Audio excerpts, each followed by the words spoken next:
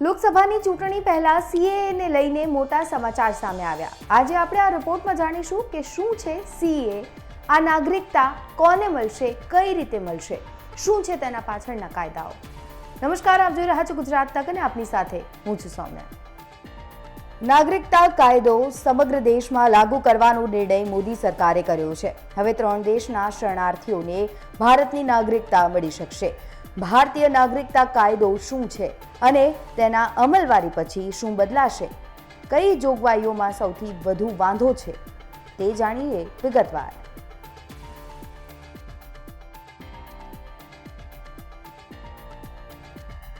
સીએને લઈને 2020થી સતત એક્સટેન્શન લેવામાં આવી રહ્યું છે. વાસ્તવમાં સંસદીય પ્રક્રિયાના નિયમો અનુસાર કોઈપણ કાયદાના નિયમો રાષ્ટ્રપતિની સંમતિના 6 મહિનાની અંદર તૈયાર થવા જોઈએ. જો આમ ન થાય તો લોકસભા અને રાજ્યસભામાં ગૌણ વિધાન સમિતિઓ પાસેથી વિસ્તરણની માંગ કરવી જોઈએ.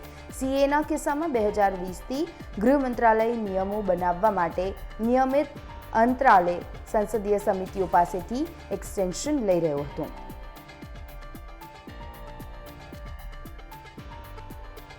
જો કે ગારો અને જૈનતિયા જેવી જાતિઓ મેઘાલયની વતની છે, પરંતુ લઘુમતીઓના આગમન પછી તેઓ પાછળ રહી ગયા. દરેક જગ્યાએ લઘુમતીઓનું વર્ચસ્વ વધ્યું. એ જ રીતે ત્રિપુરામાં બોરો સમુદાય મૂળ નિવાસી છે, પરંતુ ત્યાં પણ બંગાળી શરણાર્થીઓ ભરાઈ ગયા.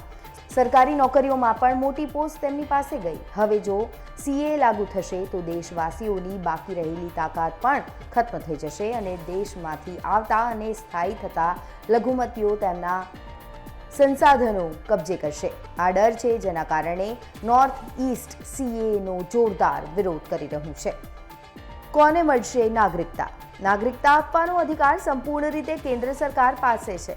પાકિસ્તાન, બાંગ્લાદેશ અને અફઘાનિસ્તાનમાંથી હિન્દુ, શીખ, બૌદ્ધ, જૈન, ખ્રિસ્તી અને પારસી ધર્મના શરણાર્થીઓને ભારતીય નાગરિકતા આપવામાં આવશે. 31 ડિસેમ્બર 2014 પહેલા ભારતમાં આવીને સ્થાયી થયેલા લોકોને જ નાગરિકતા મળશે. આ કાયદા હેઠળ તે લોકોને ગેરકાયદેસર ઇમિગ્રન્ટ્સ ગણાવવામાં આવ્યા છે, જેઓ માન્ય મુસાફરી દસ્તાવેજો એટલે પાસપોર્ટ અને વિઝા વિના ભારતમાં પ્રવેશ્યા છે અથવા માન્ય દસ્તાવેજો સાથે ભારત આવ્યા છે, પરંતુ નિર્ધારિત સમયગાળા કરતાં વધુ સમય માટે અહીં રોકાયા છે. કયા 9 રાજ્યમાં આપવામાં આવે છે નાગરિકતા? ગુજરાત, મહારાષ્ટ્ર, રાજસ્થાન, છત્તીસગઢ, હરિયાણા, પંજાબ, મધ્યપ્રદેશ, ઉત્તર પ્રદેશ અને દિલ્હી. અરજી કરવાની પ્રક્રિયા શું હશે? સમગ્ર પ્રક્રિયા ઓનલાઈન થશે. આ માટે એક ઓનલાઈન પોર્ટલ પણ તૈયાર કરવામાં આવ્યું છે. અરજદારોએ તે વર્ષમાં જણાવવાનું રહેશે કે જેમાં તેઓ દસ્તાવેજો વિના ભારતમાં પ્રવેશ્યા હતા. અરજદારો પાસેથી કોઈ દસ્તાવેજો પૂછવામાં આવશે નહીં. નાગરિકતા સંબંધિત આવા તમામ પેન્ડિંગ કેસ ઓનલાઈન કન્વર્ટ કરવામાં આવશે. પાત્ર વિસ્થાપિત લોકોએ પોર્ટલ પર જ ઓનલાઈન અરજી કરવાની રહેશે, જે બાદ ગૃહ મંત્રાલય તપાસ કરશે અને નાગરિકતા આપશે. અત્યારે ભારતીય નાગરિકતાને લઈને શું છે સ્થિતિ? 9 રાજ્યમાં 30થી વધુ જિલ્લા મેજિસ્ટ્રેટ ગૃહ સચિવ નિર્ણય લઈ શકે છે. ગૃહ મંત્રાલયના રિપોર્ટ પ્રમાણે 1417 વિદેશીઓને આપી છે નાગરિકતા. 2021થી 22ના વાર્ષિક રિપોર્ટ પ્રમાણે 1417 લોકોને ભારતીય નાગરિકતા મળી છે. બિનમુસ્લિમ લઘુમતીઓને આપવામાં આવી છે નાગરિકતા. પાકિસ્તાન, બાંગ્લાદેશ અને અફઘાનિસ્તાનના બિનમુસ્લિમોને અપાઈ છે નાગરિકતા. સીએ ભાજપના એજન્ડામાં સામેલ?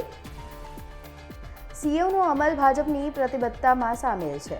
જણાવી દઈએ કે સીએને લઈને કેન્દ્ર ગૃહમંત્રી અમિત શાહે પણ અવારનવાર જણાવ્યું છે, દેશ માટે આ કાયદો જે છે લાગુ થશે.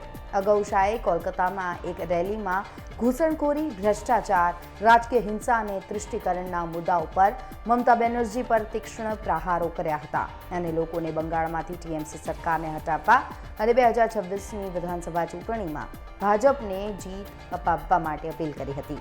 પશ્ચિમ બંગાળમાં છેલ્લી લોકસભા અને વિધાનસભાની ચૂંટણીઓમાં સીએ લાગુ કરવાનું વચન ભાજપનો મુખ્ય ચૂંટણી મુદ્દો હતો. આ રિપોર્ટમાં બસ આટલું જ. ગુજરાતના તમામ મહત્વના સમાચાર જોવા માટે અને જાણવા માટે આપ જોડાયેલા રહો ગુજરાત તક સાથે. ફરી મળીશું. નમસ્કાર.